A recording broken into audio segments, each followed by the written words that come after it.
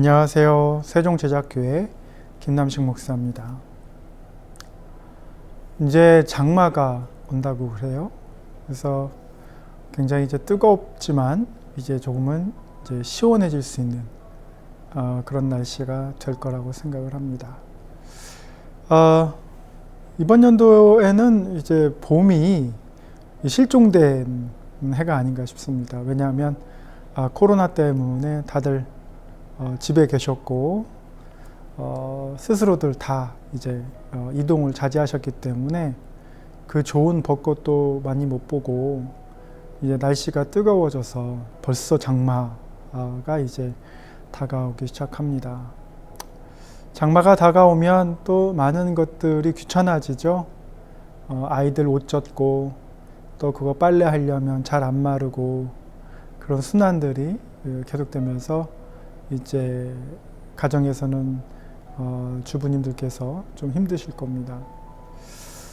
또 밖에서 일하시는 분들도 비가 많이 오게 되면 또 힘들고 이런 이제 그러면서 여름이 이제 오게 되겠네요.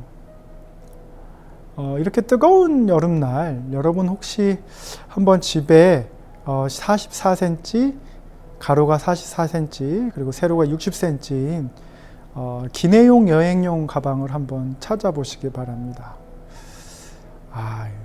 뭐 설레죠. 특별히 이제 그 해외에 나갈 때 큰 짐들 붙이고 기내용 그 여행용 가방을 들고서 대기 시간에 스타벅스를 간다든지 아니면 제과점을 간다든지 이러면서 잠시 그 설레이는 여행에 쉬면서 음료나 다과를 즐기는 그러면서 내 옆에 있는 그 여행용 가방 그러면서 이 내가 새로운 곳에 간다거나 또는 이렇게 비행기를 타고 가서 볼 업무들 생각하시면서 설레기도 하고 긴장되기도 하고 그러실 겁니다. 그런데 그렇게 뜨거운 여름날 그런 여행용 가방에 한번 들어가 본다고 생각을 해보세요. 물론 성인들은 못 들어가죠. 그쪽에는. 그런데 집에 한 자녀들을 거기에 넣어본다고 생각하세요. 해보시면 어떨까요? 제가 지금 말을 더듬는 이유는 상상할 수 없는 일이 한국에서 벌어졌기 때문에 그렇습니다.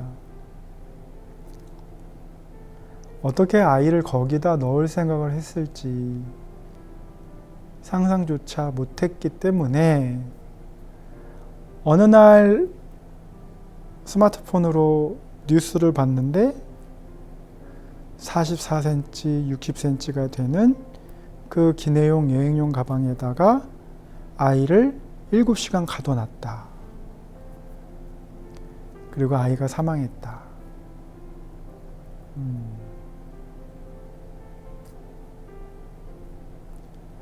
이거는 사실은 우리가 생각한 여행용 가방의 용도가 아니죠. 어디 가서 커피를 마시거나 공항에 가거나 뭔가 설레인다거나 그런 느낌이 아니죠. 굉장히 끔찍한 일이 한국에서 또 벌어졌네요.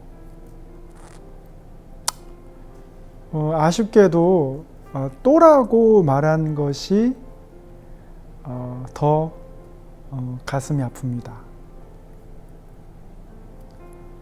사실 아동학대에는 대부분 부모들에 의해서 일어납니다. 조사 연구에 따르면 물론 어린이집이나 유치원이나 보모나 뭐 이런 퍼센테이지가 있지만 가정에서 벌어지는 아동학대는 이렇게 죽음으로 끝나지 않는 한 밝혀지기가 참 어렵습니다. 왜냐하면 하나님께서 창조하신 에덴 동산 거기에 아담과 하와 그리고 자녀가 있을 예정이었겠죠. 그런데 그 가정이 천국과 같은 가정이 아동학대가 있는 지옥 같은 가정이 될 때는 그 누구도 몰라요. 아이가 죽기 전까지는 몰라요.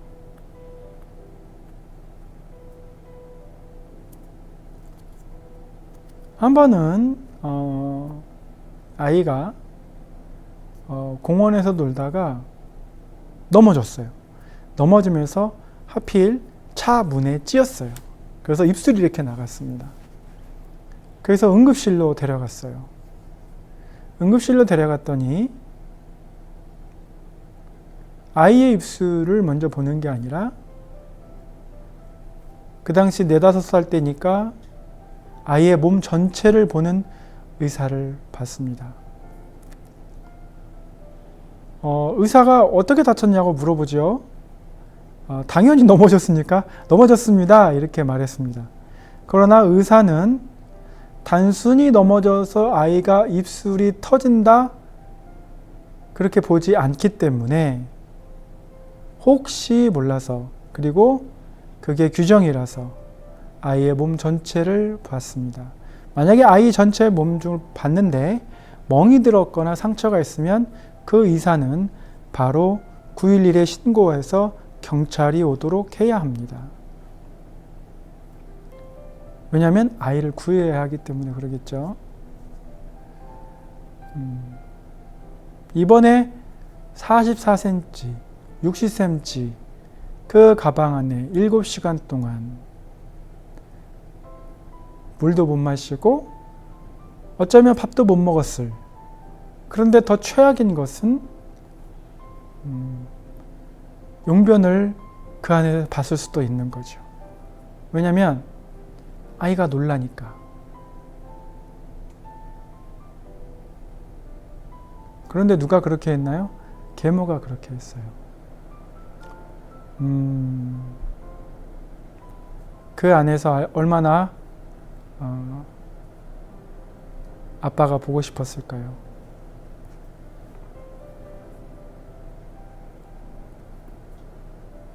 그리고 엄마가 얼마나 보고 싶었을까요? 그 아이는 선택권이 없는 거죠. 누구에게나 이렇게 도움을 구할 수 없는.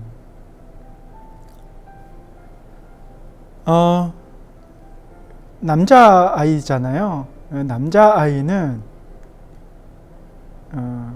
아빠가 절대적으로 필요합니다.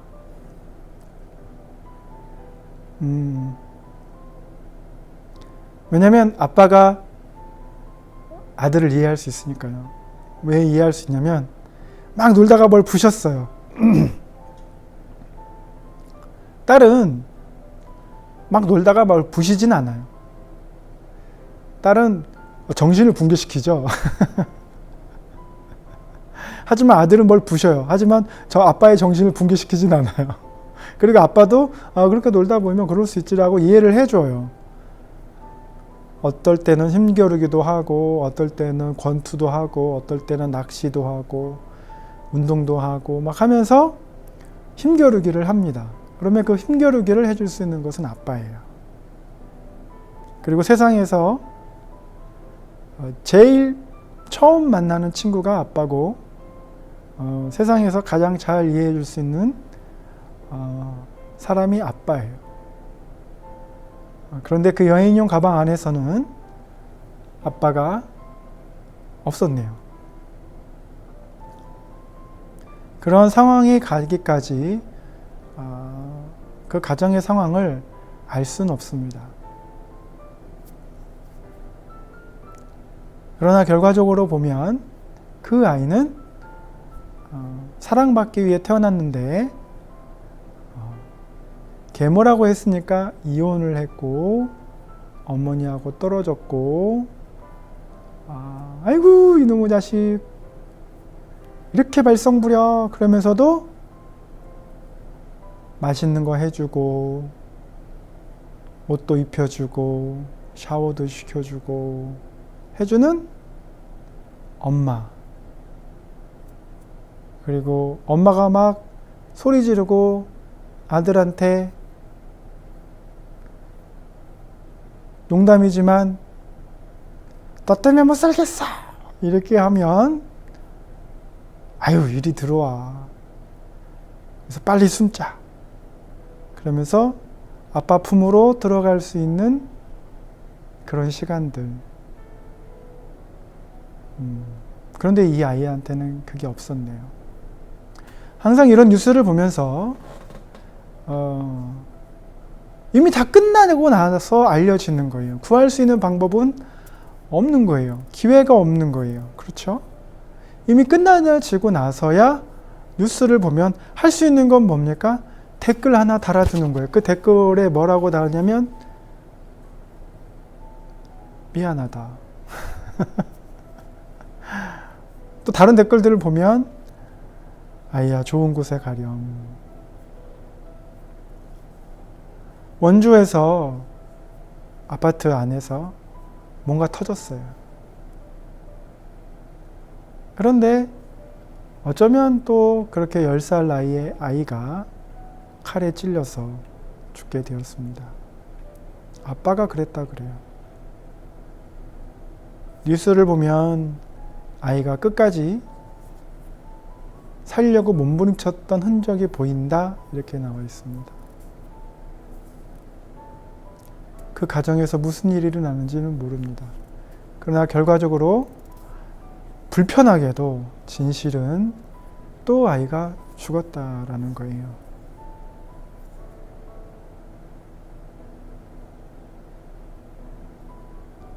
이러한 그 일들이 어떻게 그럴 수가 있느냐라고 하지만 많은 케이스들이 보여주면서 알 수 있는 것은 사람은 그렇다라는 거예요.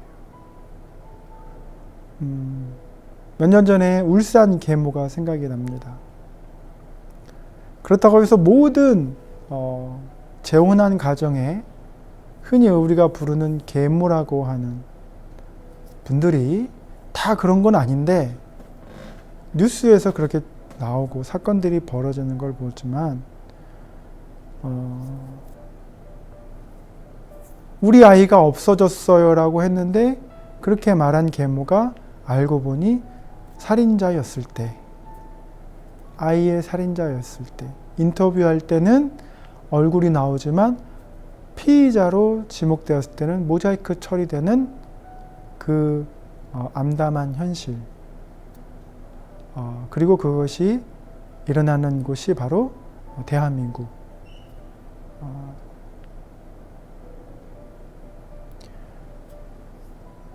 아이들 5명이 있었습니다.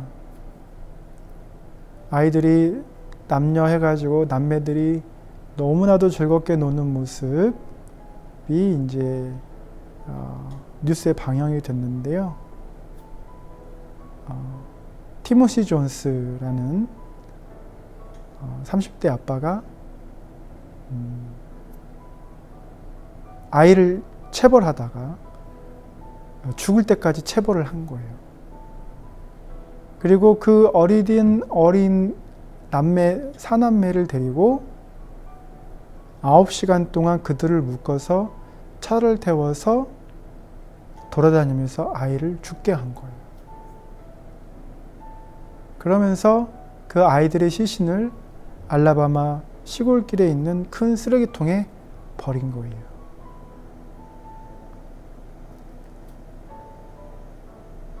배심원들은 사형을 요구를 했고 2016년에 티모시 존스는 사형을 당했습니다.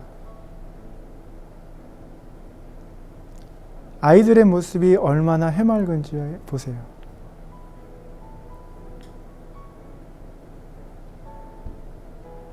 한 번은 이마트에서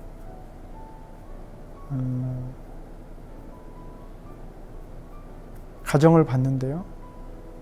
아이가 화장실을 갔다 왔어요. 10대예요. 엄마가 기다리고 있었는데 엄마한테 장난치고 싶었나 봐요. 찬물, 손에 있는 찬물을 이렇게 촥 뿌렸습니다. 그랬더니 엄마가 갑자기 뒤돌아서더니 아이의 뺨을 때렸어요.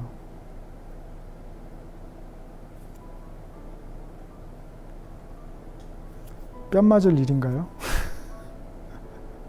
여자의 10대 가장 민감하고 이제 아가씨로 자라나는 그 소녀, 이제 엄마가 될 준비를 하고 있는, 그래서 모든 것이 혼란스럽고 모든 것이 민감하고 또 모든 것이 재밌는 그런 아이에게 엄마는 뺨을 날렸어요. 그런데 놀라운 건 아이가 웃고 가는 거예요. 처음이 아닌 것 같아요. 그것마저도 엄마의 사랑이라고 느끼는 건지 너무나도 어떻게 당황해서 어떻게 반응해야 될지 모르는 건지 저는 두 번째라고 봅니다. 어떻게 당황해서 어떻게 해야 될지 모르는 거예요. 이런 거를 보면 이사야 49장 12절에 보면 하나님께서 말씀하십니다. 젖을 먹이는 어미가 어떻게 자식을 버리겠느냐. 그러나 그 어미가 버릴지라도 나는 너를 버리지 아니한다. 이 말해 주는 겁니다. 다시 한번 테이프를 뒤로 감겨서 넘어가 보면 44cm, 60cm가 되는 여행용 가방에서 아이가 7시간 동안 학대당하면서 죽었어요. 아버지의 칼에 찔려 죽었고 울산 계모도 자기의 의붓아들을 죽였어요. 티모시 존스도 5명의 아이를 죽였어요. 과연 그들의 부모는 어땠을까? 과연 그들의 부모는 어땠을까? 7, 80년대에는 가정에서 부부싸움을 하면 아무도 못 말렸어요. 그래서 뭐라고 했냐면 부부싸움은 칼로 물베기라는 말로 폭력을 정당화했어요. 길거리에서 남자가 여자를 때리는 걸 보면 사람들이 뭐라고 했냐면 아유 여자가 맞을 짓을 또 했구나 라고 했지 저 여자를 구해야 한다 라고 생각하지 않았어요.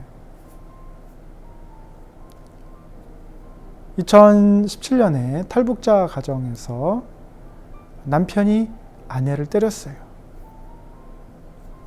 그런데 이 가정은 이 일로 인해서 법정에서 판결을 받아야 될 줄은 몰랐어요.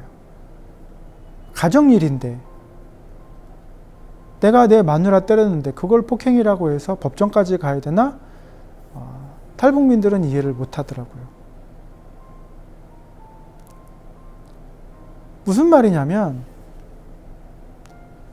본인이 보아서 학대를 받았던 사람이 학대를 하는 거죠. 본인도 어렸을 때부터 그렇게 맞고 무시당했고 학대당했기 때문에 내가 갑이고 너 작은 을인 친자식이든 의붓자식이든 내가 너를 제압할 수 있다. 그래서 내가 원하는 대로 한다. 이 공식이 성립이 되는 거예요. 그러다 보니까 어떻게 해요? 극도의 분노에 이르렀을 때는 자기가 원하는 대로 하는 거예요.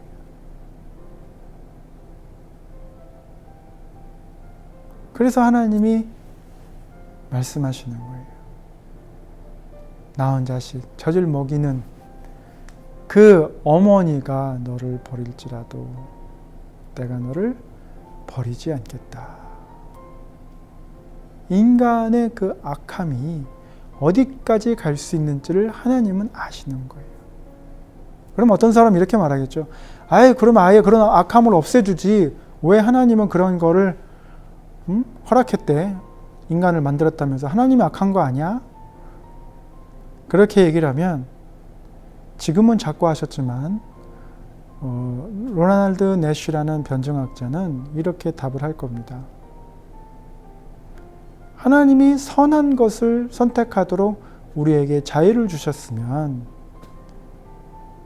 악한 것도 행할 수 있는 자유를 주시는 것이 바로 공평이다.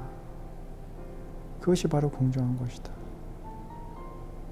그러니까 우리에게 자유의지를 주면서 악한 일을 행할 수 있도록 그것마저도 길을 열어주시는 것이 하나님의 완벽한 창조의 일환이라는 거죠. 결국에는 우리의 선택이라는 거죠.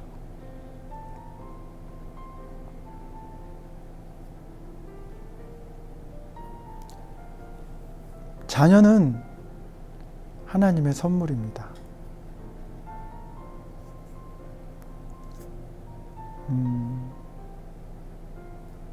물론 힘드시지요. 그러면서 성숙해 가죠. 또한 자녀를 보면서 놀라움을 금할 수가 없습니다.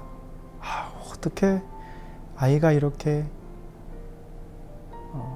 수정을 해서 착상을 하고 거기서 안에서 10개월 동안 자라는데 DNA 구조를 따라서 정확하게 눈, 코, 입 있고 손가락 5개 있고 발가락 5개 있고 아이가 태어나고 때 되면 아장아장하고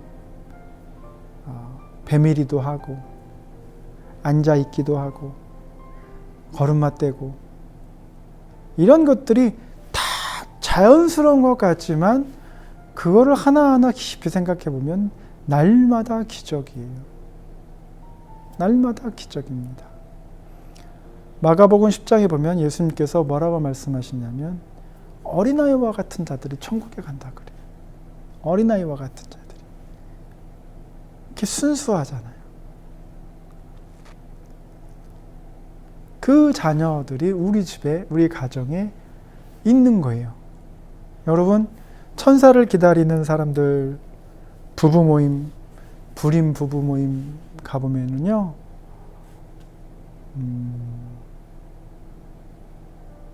아이 때문에 짜증난다고, 잠 못 잔다고, 그건 행복한 비명이에요, 정말.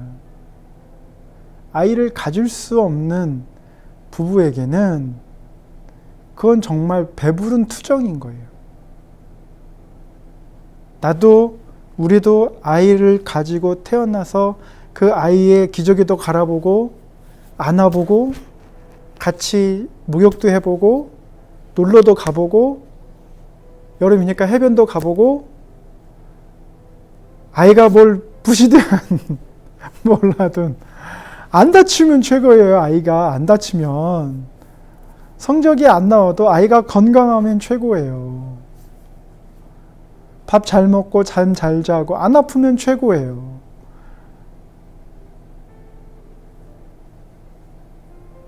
그런데 왜 그런 걸 감사하지 못할까요? 왜 아이를 정말 원수로 보고 죽여야만 하고 왜 그럴까요? 바로 예수님을 모르기 때문에 그렇습니다. 예수님의 십자가를 모르기 때문에 그렇습니다. 하나님이 우리를 얼마나 사랑하시는지를 예수님을 통해서 경험을 하면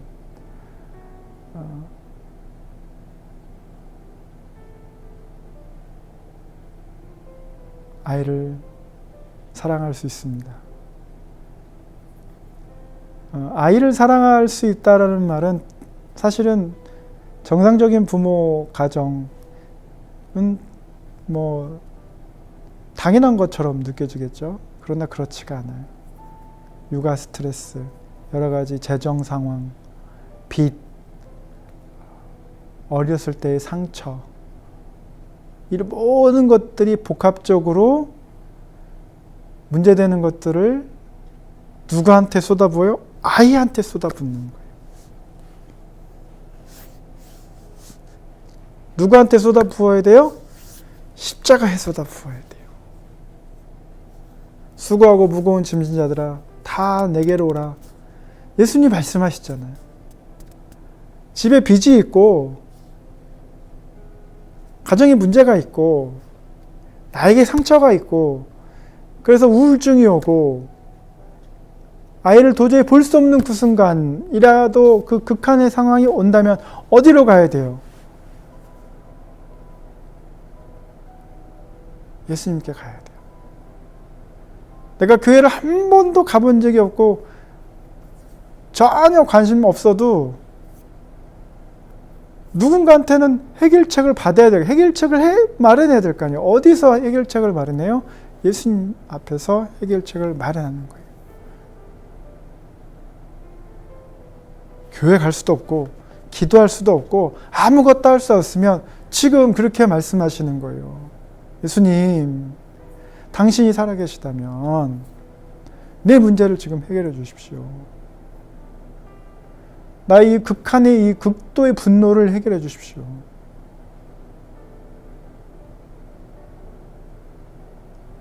아이를 사랑해요. 가정을 사랑해요. 할 만큼 다 했어요. 그런데 더 이상 못하겠어요. 그럼 어떻게 합니까? 극단적인 선택을 하나요?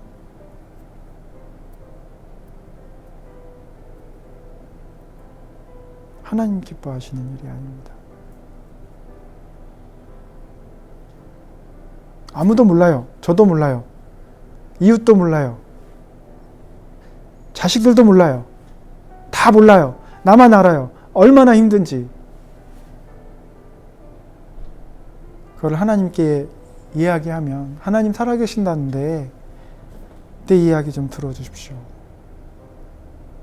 내가 이렇습니다. 내가 지금 이런 상황이 있고 지금 이런 생각까지 하고 있습니다. 저를 도와주십시오. 저를 도와주십시오. 저를 도와주십시오.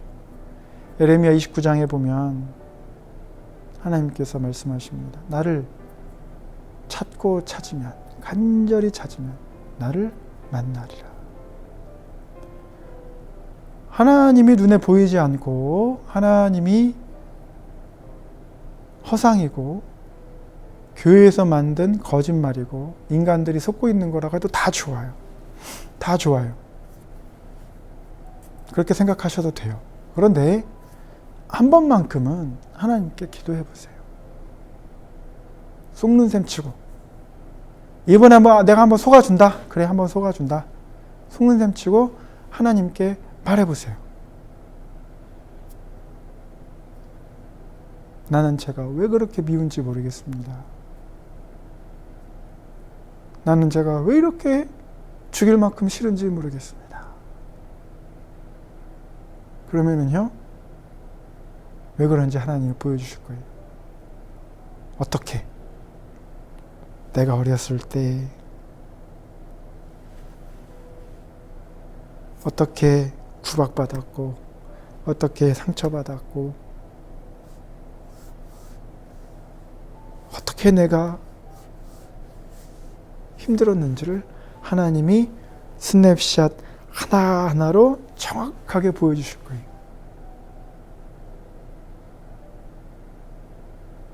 보여주시는 것뿐만 아니라 뭐라고 말씀해 주시냐면 너 그때 이렇게 힘들었었지. 너 그때 이렇게 힘들었었지. 내가 안다. 내가 안다. 나에게 오라. 이렇게 말씀해 주시고 거기서 위로를 얻는 거예요. 하나님이 우리의 마음에 있는 쓴뿌리를 치유하시는 거예요.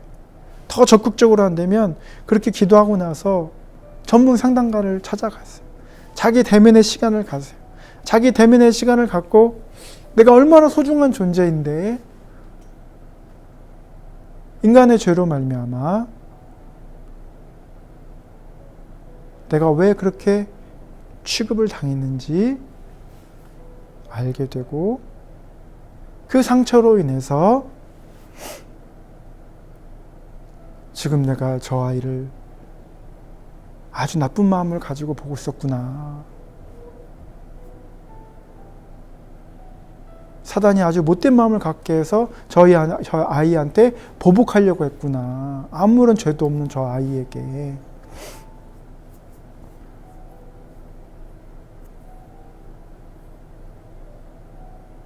그런 마음을 보여주세요. 그리고 나서 어떤 현상이 벌어지냐면 하나님이 그 아이를 어떻게 사랑하시는지를 보여주세요.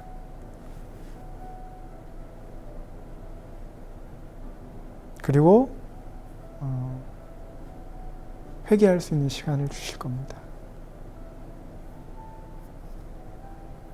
하나님이 주신 귀한 자녀를 제가 이렇게 거부했습니다. 미워했습니다. 이렇게 상처 주었습니다. 제 화풀이 대상으로 삼았습니다. 제 대리만족으로 삼았습니다. 하나님이 주신 이 귀한 하나님의 사람을 말씀으로 키우지 못하고 세상 성공 쫓게 하고 그 영혼이 메말라가게 했습니다. 정말 건강하고 잘 먹고 잘 자라는 그 모습에 감사하고 칭찬해주고 격려해주고 이뻐해주고 그런 거 못해주고 높은 숫자가 박힌 성적표 하나 들고 와야 한번 이렇게 봐주고 왜 남들 뭐 다 하는데 너는 못하니 비교하고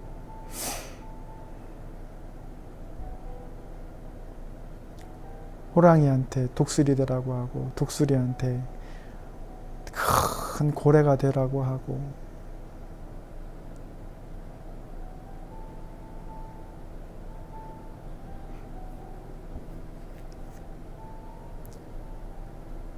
이 시간에 자녀가 옆에 있다면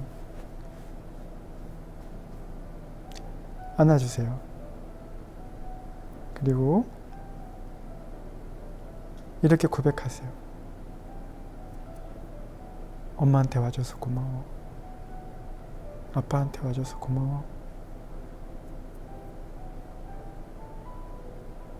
그리고 이렇게 해주세요. 아빠는 머리에 손을 얹고 기도해주세요. 간단하게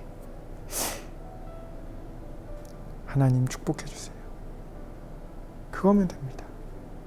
그러면 하나님이 다 알아서 하세요. 하나님께서 신명기 28장 1절로 14절의 말씀을 그 아이에게 이루시는 거예요. 엄마도 기도해주세요. 하나님 우리 애기 축복해주세요. 그러면은요, 아빠는 그렇게 축복해주세요. 그러면 단순하게 끝나는데 엄마는 기도하다 보면 아유 생각해보니까 얘가 시집갈 날이 얼마 안 남았구나. 시집 가면은 애기도 낳아야 되고 애기 낳는 것도 쉬운 일이 아닌데 또 그 애기 양육하는데 또 쉬운 일이 아닌 게 하다 보면 어떻게 해요? 기도할 거리가 엄청 많아져요. 엄청 많아져요. 하루 종일 기도해도 부족해요. 아이가 어떻게 해요? 그동안 사랑을 받았는지 안 받았는지 알 수 있는 방법이 있어요. 아빠가 아유 하나님 축복해 주세요. 그러면 아기가 그동안 사랑을 충분히 받아왔다면 감사합니다 라고 하지만 아이가 축복해 주세요. 하나님 축복해 주세요 했는데 아이가 아빠 미쳤어? 이러면 영혼이 메말라 있는 거예요. 자주 하셔야 돼요. 매일 하셔야 돼요. 그런 사랑 받아보지 못해서 튕겨나가는 거예요. 야 너는 내가 왜 그러니? 라고 싸우지 마시고 그건 튕겨나가는 거예요. 왜? 어색하니까. 안 하던 거 하니까 어색한 거예요. 그러니까 자주 하셔야 돼요. 아니야 아빠가 너 많이 기도해주고 축복해줘야 되는데 못해서 그래. 또 한 번 하고 또 한 번 하고 100일 해보세요. 아이가 감사합니다 라고 얘기합니다.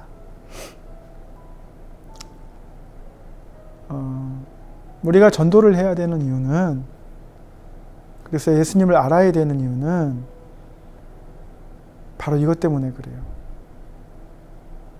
예수님을 알아야 그 가정이 행복합니다.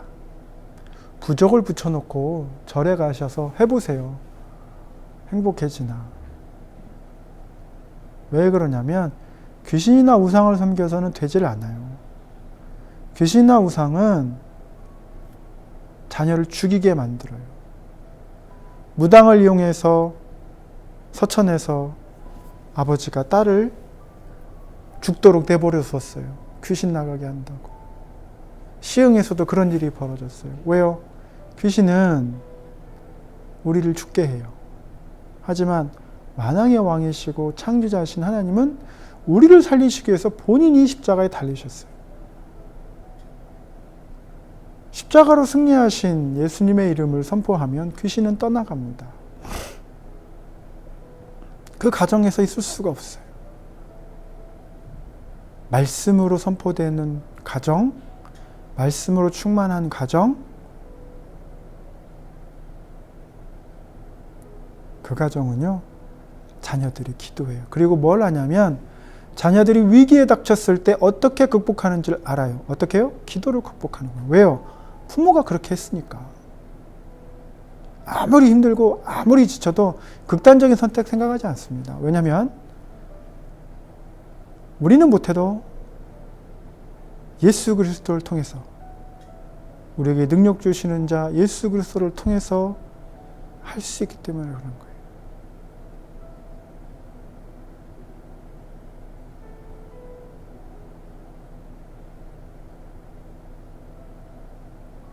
예수님을 믿으셔야 됩니다. 단순히 믿는다고 말한다고 생각하는 것이 아니라, 믿는다라는 것은 예수님의 모든 명령을 지키고 따르고 또 그것을 가르치는 것을 말해요. 그렇게 할 수 있도록. 제자를 만드는 제자. 부모님은 자녀들을 제자로 만드셔야 되고, 그 자녀들이 또 예수님의 제자를 만들 수 있도록 해주셔야 돼요. 그게 바로 행복한 가정입니다.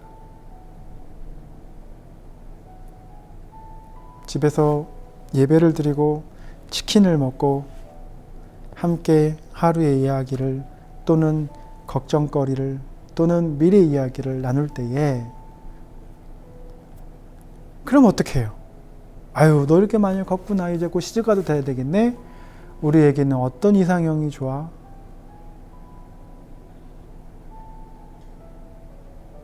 그걸 놓고 기도하는 거죠. 미래를 위해서 기도하는 거죠.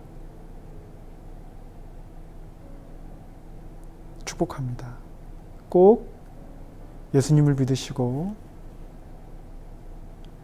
꼭 자녀들을 예수님의 사랑으로 사랑하십시오.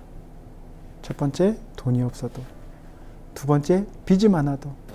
세 번째, 몸이 안 좋아도. 꼭 그렇게 행하시기를 예수님의 이름으로 간절히 축원합니다.